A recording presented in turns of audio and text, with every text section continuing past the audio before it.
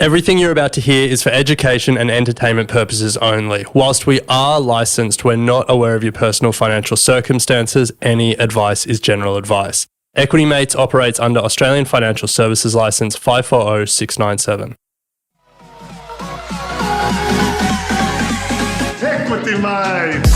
I will say this about investing. Everything you do learn is cumulative. What I learned at 20 is useful. Welcome back to another episode of Equity Mates, a podcast where we explore what is possible in the world of investing. If you've just joined us, welcome to the show. My name is Bryce, and as always, I'm joined by my equity buddy, Ren. How are you going? I'm very good, Bryce. Very excited for this episode. It is the fourth episode in our four-part series on index ETFs. Yeah. If you didn't think there was a lot to talk about when it came to index ETFs, well, hopefully we've proven you wrong. Yeah. Because as you may have noticed, we're fans of the products. We are. Despite their growing popularity, we think ETFs still have a bigger role to play as we grow wealth over the long term. Yeah. Now, this series is an educational collaboration between iShares by BlackRock, S&P Dow Jones Indices, and NabTrade. If you're looking to invest in iShares ETFs, but you're not sure where to get started, visit blackrock.com.au/iShares for information about their ETF range, or visit nabtrade.com.au to explore further insights, education, and tips for getting started with ETFs. Now, in this final episode of our Index ETF series, we're going to be looking at why indexes are designed to be timeless, and they represent perhaps the only truly timeless investment option. Yes. It's a big call. It's a big call. It is a big call. We love big calls. And so we're going to start by bringing out something we wrote about in our second book, Don't Stress, Just Invest, which was all about index ETFs. Yeah. So if you haven't had enough after this series, that's the thing to go and read. But we coined the phrase, companies die, but indexes are forever. Yeah. So we're going to bring that out and explain why that is the case. And then we're going to talk about what that means for us as investors when it comes to investing for the long term. But Bryce, let's start with what has become one of our favorite sayings here. Companies die, indexes are forever. Yet to get a tattoo, but maybe one day in the future. But yes, let's start with the first component of that. Companies die. Yeah. What do we mean by that? Pretty grim. Yeah. Well, I mean, it's true. So Jeffrey West, in his book Scale, calculated that since 1950, 28,853 companies have traded on the US stock market. Wow. Of that, 22,469 had gone bankrupt by 2009. That is 78% of companies that had traded between 1950 and 2009 going bankrupt. Wow. 78%. Wow. Just like stop and reflect on that. Don't go into business. If we apply that to the ASX 200, that would be saying at about 150 of the ASX 200 companies go bankrupt in a 60-year period. Yeah. Like it is wild. Yeah, it's pretty amazing. So that's the first part of it. Companies die. Yeah. So we can tick that. The second part, indexes are forever. What does West say about that? Well, even though 78% of companies listed on the US stock market between 1950 and 2009 went bankrupt, the US stock market as a whole, the index, grew 23,249% in that time. Wow. Or put another way, each $100 invested with dividends reinvested over that time period turned into more than $200,000. Wow. Well, I'm a little bit confused though, because I'm sitting here, we're saying on one hand, companies die, 78% of companies over that period went bankrupt. Mm-hmm. But on the other hand, you're saying that the index has pumped out incredible returns. Yeah. How do we reconcile those two numbers? Yes. Well, if you think about the economy and just business in general, it is constantly pushed forward by new companies innovating with new technology, new business models, new ways of satisfying our wants and needs. And companies that were driving the economy forward, they get smaller and they die and they get disrupted by new companies. You know, Maya and DJs were how our parents went shopping and they are now struggling, and it's, the Amazons and the Shopifys of the world that are picking up the mantle and running with it. And at some point they will get disrupted by the next iteration of consumer preferences when it comes to shopping. And in every industry, Blockbuster was massive, Netflix disrupted it. Like you can think of all these examples in our life of how companies are dying and then the economy is pushed forward by new entrants and new technologies and new companies. It works the same on the stock market with stock market indexes. As companies die, or as they get smaller, they make up a smaller and smaller part of the index. That's what we covered in the last episode. And these new companies that are getting bigger and growing, they make up bigger and bigger parts of the index. And that's, in essence, how you reconcile those two numbers. But I think we can probably illustrate it with an example. So let's look at 3 big companies, Ren. We've got IBM, General Electric or GE, and Apple. Yeah. And let's use those as an example to illustrate. 3 companies most people are probably familiar with, or at least have heard of. Yeah. And 3 companies that were each the largest in the S&P 500 or IVV in their day. So IBM was the biggest American company in 1980. GE was the biggest American company in 2000, and Apple was the biggest company in 2020 and oscillates to and fro at the moment with some of the others. Well, Nvidia jumped it, but Microsoft I think is. Yeah. Now, like these companies, like it's impossible to describe how dominant these companies were back in their day. But I'm going to try anyway. So in the 1980s, there was a saying in the stock market, no one gets fired buying IBM. It was like the safe, if you're a professional investor and you just, you want to get good returns, you buy IBM. Yeah. I mean, it's kind of like the big tech companies too. Yeah. But that was the saying. No one gets fired buying IBM. Then General Electric was so dominant in its period with Jack Welch as the CEO. He wasn't the first celebrity CEO. I think that goes to Lee Iacocca, the Chrysler CEO. But like Jack Welch was the celebrity CEO. Yeah. And his management principles, what is it, like Six Sigma or something? It just informed a generation of MBA students and management consultants and the rest. Like General Electric was so dominant. And again, it was such a big part of everyone's portfolio. Yeah. And Apple, we know how dominant it is and we know how successful it has been.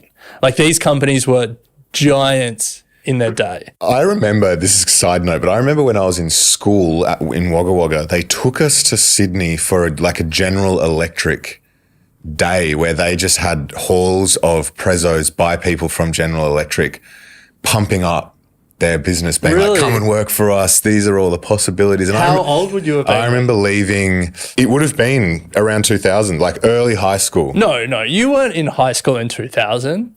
No, 2002, 2003. Okay. Probably as they were on their way out. Okay. Like, Yeah, well, I graduated 2009, so when's that? 2003. When would have started, I remember it was like year 7 or year 8 and they took, and it was like General Electric days and all of the divisions, General Electric, Division 1. I can't remember the divisions. Anyway, like healthcare, aerospace, everything. Electricity and power generation. Electricity, I remember the electricity one. Yeah. Everyone was just there drinking the Kool-Aid. Okay. It was phenomenal. All right. Well, anyway, that has nothing to do with what we're talking about. No, but it's just a side note. A bit of personal life. Interesting that GE swung that with the Wagga High. So, well, it wasn't just for Wagga High. It was like interesting that they swung that with the New South Wales Department of Education. Yeah. It was like a big promo day. Don't know how they did it, but So getting back to the index, in 1980, IBM was number 1. GE was 8th in the S&P 500, and then Apple wasn't even a listed company yet. It was founded in 1976, and it only listed on the stock market at the end of 1980. Fast forward 20 years, General Electric is number 1. IBM has drifted to number 11 on the index. Apple, 134th in the S&P 500. Yeah. It's coming, but it's a long way off. Yeah. But 20 years later, Apple is number 1, biggest company in the S&P 500. IBM has fallen to 53. And in 20 years, General Electric has fallen from top spot to 63rd in the index. Yeah. The winners get bigger, the losers get smaller. Yeah. This is leading to what makes it timeless. Yeah, well, there's no doubt that if you'd invested in these companies, you would have done well. If you'd invested 1,000 in IBM at the start of 1980, in the 40 years since, you'd be up 400%. So turning that 1,000 into $5,000. However, if you'd invested the $1,000 in the S&P 500 at the start of 1980 and benefited from the change in companies as IBM got smaller, Apple started to get a little bit bigger, that $1,000 would be worth more than $130,000 today. So that's a return of over 13,000%. So rather than buying the biggest company in 1980, if you'd bought the index as a whole, rather than getting 400% return, you would have got 13,000% return. Yeah. The same story plays out if you look at 2000. If you had invested in the biggest company then, General Electric, $1,000 into them at the start of 2000, today you'd have $200 left. Yeah, nothing. Yeah. The stock's fallen 80% in the past 24 years. Yeah. But if you had invested $1,000 in the S&P 500 at the start of 2000, today you would have $2,700. You would have almost tripled your money in that 20-year period. So it's just a reminder that the way indexes are designed to give you more of the good and less of the bad with no fixed end date. That's the really important thing. There's no end date to their construction. Just every quarter they rebalance. It makes it a truly timeless investing product because in theory, you can quarterly rebalance forever. Yeah. Yeah. How good. Now, we just want to say a big thank you to iShares by BlackRock, S&P Dow Jones, and NabTrade for supporting this series on the elegance of ETFs. If you're feeling overwhelmed with what to invest in and which companies to pick is a source of stress, don't worry, we've all been there. With iShares S&P 500 ETFs like IOZ, IVV, and IOO, you can get low-cost access to hundreds of the world's largest companies in a single trade to help diversify your portfolio and reduce the stress. S&P Dow Jones Indices does not sponsor, endorse, sell, or promote any product based on an S&P Dow Jones index, nor does it make any representation regarding the advisability of investing in the products.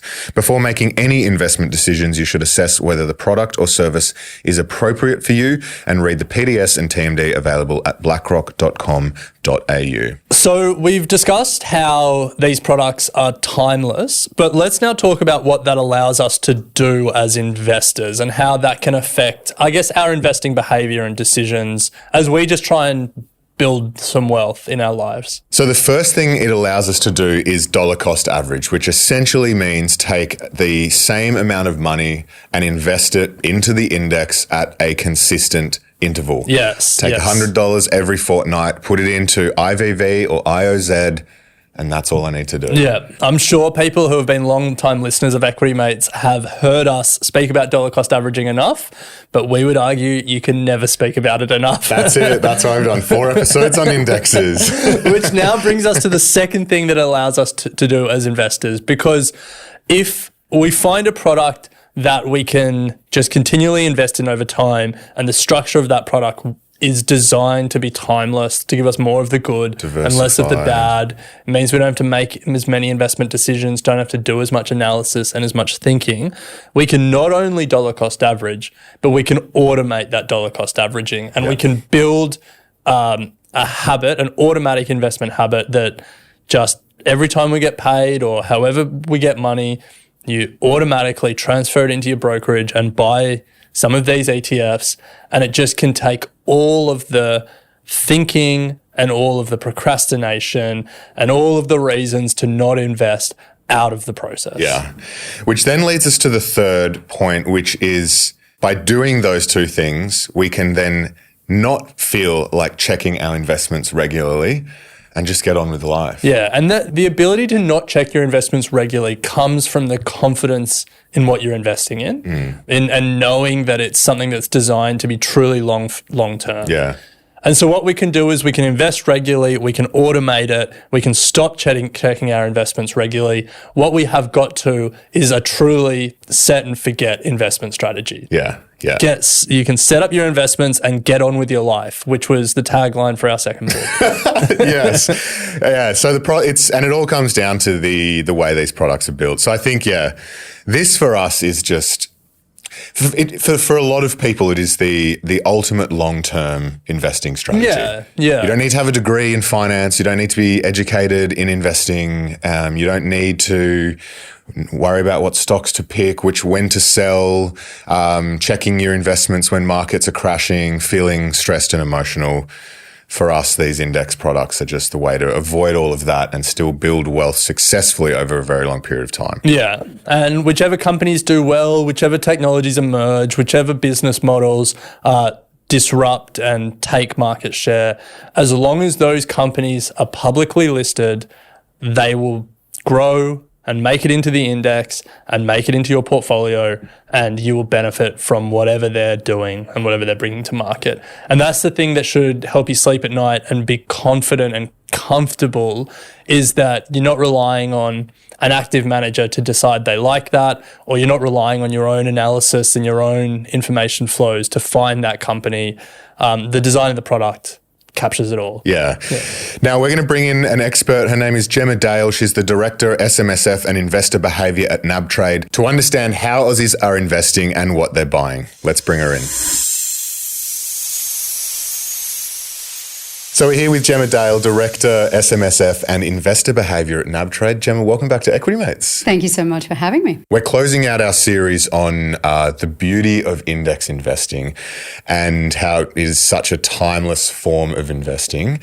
What are your key elements to bottom drawer investing? Such a cool question, because frankly, the vast majority of people come to investing all excited about doing something dramatic and getting the 100-bagger and all this kind of business. And then after a while, you're like, oh, do you know what? I don't need that kind of stress in my life. Yes.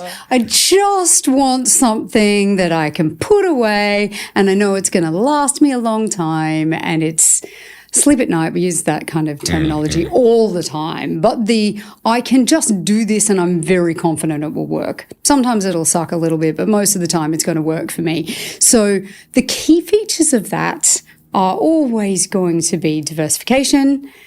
If you are young and the audience of this podcast is young, that consistency of coming to market and putting some money to work. I think the biggest challenge for many people is just getting the money in there in the first place, making the decision, putting it to work, because bottom drawer investing is not cash. And there will always be a cohort of people who think it is cash or term deposits or something very safe. That is too safe if you are young, right?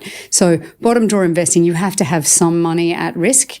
You want to be putting the money to work consistently. Hopefully you have enough of a cash flow surplus that you can do that regularly, and you want to be building it over time. We're talking about index ETFs, and they are the solution for so many people. It's been absolutely fascinating to watch how they've gone from being a niche product that people want to understand more about to the solution for the vast majority of our new investors and a lot of our more mature investors as well. They solve so many of those problems. Yeah. Love it. So at NabTrade, you have a wealth of data at your fingertips on how Australians are investing. And so we really want to understand, I guess, some trends that you're seeing in investing generally, but specifically around some of these index funds that we've been talking about in the series.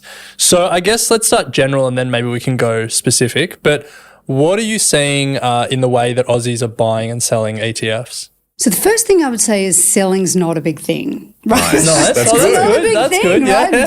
Buying, absolutely. Selling, nah. So the bit that is awesome, right? So when I first started investing, there were index funds. You've mentioned index funds. They were difficult to access. You had to get a paper-based PDF back then. You had to, fill out 247 pages of personal details, send it off to someone. There were 5-day turnaround times to get invested and so on. Now it's, make a decision, execute it on your phone. It's not challenging, and I think that is superb. And it has just dramatically changed the way people do things. But the evolution, even over the last 5 years, has been really extraordinary. So 5 years ago, pre-COVID particularly, because our customer base has doubled in 5 years, which gives you an idea of just how many people have come to market. There was obviously a massive pull forward effect in COVID, right? Where you saw the number of new applications for people opening an account, 3, 4, 5 times on a daily basis, right? Everyone was opening an account. If you didn't have one, you got one then, right? Yeah. So no one's doing it now because you've already got one. You got it during COVID, unless you just turned 18. Sorry. But for the vast majority of people, that was your window. And so we went from seeing ETFs as a product that people used. They were about 4% of holdings prior to COVID to being a top 10 buy during COVID, and a consistent top 10 buy now. So it wasn't just a COVID phenomenon. And there's probably two parts to it. One is, are people buying them because they want to put money to work, but they're not sure what else to buy? So the market's fallen dramatically. I just want to go. I want to get in. Yeah.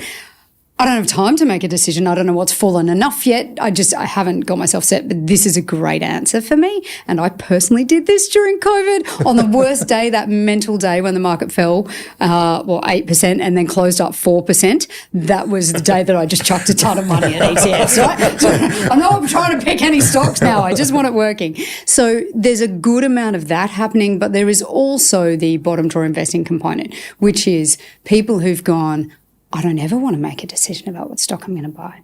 I am just going to put my money to work, and they will tend to buy the ASX 200, and then they will consider diversifying internationally, which I find fascinating. It's a consistent trend, and it is not just young people, but young people are somewhere between 3 and 4 times more likely to hold ETFs than older people. That's mostly because older people already have a portfolio and they don't want to have to sell down. Portfolio is essentially an ETF. We do have more than one investor who could probably just aggregate. Yeah, exactly. Yeah. They're not paying an MER. I mean, that's the only thing you can say.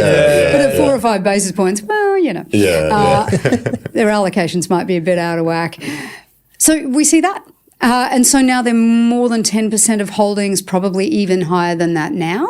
Wow. And they are growing and growing and growing, and they're absolutely top 10 buy at all times. It's amazing. Well, that's just really positive to hear. Having done this podcast for so long, and that's the message that we try to get across. Like, you're right. If you want to take advantage of a dip in the market and you don't have yourself set or have those opportunities ready on paper to jump in, there is nothing wrong with just putting a bit of spare cash into these broad-based indexes. Although I think you've now given us our next focus area, which is home country bias. We have a bit of that. When I say a bit, like enormous issue. Yeah. We've always wondered, it's very relevant for older investors. Again, if you're a retiree, home country bias makes a lot of sense in Australia because our dividends are so high. You've got the benefits of franking and so on. And our investors are just so attuned to that. They are so familiar with it. The concept of going to the US, taking currency risk and getting a 1% yield is not just foreign, it's like abhorrent to Australia. Australian retirees are like, that's rubbish. I don't care how much growth I'm getting. There's no point doing that. I mean, I have to sell down regularly. It sucks. Whereas younger investors, that is the kind of risk you can afford to take. You don't need the yield. Franking is lovely, but it's not super important to you in the same way it is an older person. So to my mind, there should be a fairly dramatic generational shift toward more international investing from younger investors, but we see how that works. How are you interested to know the dynamic between these timeless core index-based funds that we've spent the last 4 episodes talking about, but then like the thematics? How are you is there a difference in behavior when it comes to the two? Because there's just so many coming to market at the moment. So we get this question all the time. As I said, ASX 200, ETFs, way out in front by the most dramatic margin. It's hard to overstate it. Huge gap, international. Yeah. Even bigger gap, thematic. Wow. Okay. They are teeny, teeny, tiny. I can only assume that is because investors fully understand the value of diversification. They know when they go thematic that you're diversified in a tiny universe. You've already taken a fairly significant bet. It's a niche, And that's fine if you want to put some money to work in that niche. But for the vast majority of people who are using ETFs and using them consistently, so one data point I didn't say earlier, 25% of our young investors only hold ETFs. Oh, nice. That's all okay. they hold. Wow. And they are primarily broad-based market ETFs, right? They're not niche at all. That's not what they're looking for. They're just trying to build this beautiful long-term growth portfolio that they can, retire early or whatever the goal is. That's what they want. I think in many cases, you don't even have a goal. You just want to put the money to work, right? This is where you're trying to go. Yeah. And so the niche opportunities, we don't see a lot of appetite at all. Yeah. It's occasional. Like we do see them in the numbers, obviously, but also they change over time. Yeah. So it was all about lithium and battery tech a little while ago. Well, that's and now the thing. it's They're just not bottom drawer core. No. Like you shouldn't think of them like that. So it's also positive that behavior is reflected. I think also people are far more well-educated and far more astute than anyone in the media gives them credit for, and the average person on the street gives them credit for, which is most people know to have a little look under the hood. Like they're not going to just buy on the name and they'll be like, oh, I just bought this robotics ETF, which is very much the top 10 of the NASDAQ. Could just buy the NASDAQ. I mean, that would be sort of a broader solution for me. And when I look at lithium or whatever the other thing is, a little look under the hood, I can see the fees that I'm paying and I can see just how narrow the concentration is in this tiny space. Maybe I don't need that. Yeah. So they'll take it as a little punt here and there, but they're very much in the niche space and they're very much a punt. People are building out a core portfolio that is almost exclusively what they're looking for. Well, Gemma, this has been a very reassuring conversation, and it makes me think maybe we didn't need to do a 4-part series on the beauty of index ETFs we do. because so many Australians are already investing that way. They're dollar cost averaging, or they're like maybe they're trying to invest a little bit more when the market's falling, but they're investing consistently. They're buying these index products rather than, thematic ETFs. Anything else that you're seeing from Aussie investors that's worth noting, or should we just leave this feeling very positive about? We can all go home now. It's fun. Well, we've done our job. I do actually, clearly what you're doing is working, right? And it's amazing how effective the education campaign has been around this, right? That's the most extraordinary thing. People are always complaining about financial literacy in this country. But when I look at our data, and it is many, many hundreds of thousands of people, this is not a tiny data set. We all did stats at uni. We know how it works. This is a huge data set, and it tells you that people are making really, really good decisions, like really high quality decisions. The one thing that I didn't mention, which I find fascinating though, is they do understand dollar cost averaging. They absolutely will buy the market when it is cheaper. Not cheap necessarily, because obviously you can wait a long, long time and the market doesn't get cheap. But whenever futures are down and we know that it's going to be a rough day on the ASX, we will see a big spike in buying. And I love that. That's happening all the time. And it's harder to time, obviously, with the US markets because you've got to take currency into consideration. But we see it on the ASX. Every single day that the futures are off more than 0.5%, let's say, we will see a big spike in ETF buying. I am trusting that is because people know it's a better time to buy when the futures are up 1.5, right? I'm assuming that's what it is. But it does give you a guide to how astute people are, right? It's not just set and forget. They are trying to time just to get that little bit extra. Little advantage, Love it. Well, Gemma, thank you so much. It was great to have you back on Equity Mates, and it's great to hear that so many of NAB Trade customers, and I imagine so many of the Equity Mates community, are investing in a timeless manner as well. So love it. Thank you so much. Thank you so much. Now, we'd like to thank iShares by BlackRock, NAB Trade and S&P Dow Jones Indices for supporting this series. If you're looking to invest in ETFs but not sure where to get started, visit blackrock.com.au/iShares for information about the iShares ETF range available in Australia, or visit nabtrade.com.au to explore further insights, education and tips for getting started with ETFs. S&P Dow Jones Indices does not sponsor, endorse, sell or promote any product based on an S&P Dow Jones index, nor does it make any representation regarding the advisability of investing in the products. Before making any investment decisions, you should assess whether the product or service is appropriate for you and read the PDS and TMD available at blackrock.com.au. You have been listening to an Equity Mates Media production. In the spirit of reconciliation, Equity Mates Media acknowledges the traditional custodians of country throughout Australia and their connections to land, sea and community. We pay our respects to their elders past and present and extend that respect to all Aboriginal and Torres Strait Islander peoples today. This podcast is intended for education and entertainment purposes. Any advice is general advice only and has not taken into account your personal financial circumstances, needs, or objectives. Before acting on general advice, you should consider if it is relevant to your needs and read the relevant product disclosure statement. And if you're unsure, please speak to a financial professional. The hosts of this podcast and their guests may have positions in the companies mentioned. Equity Mates Media operates under an Australian Financial Services Licence 540697.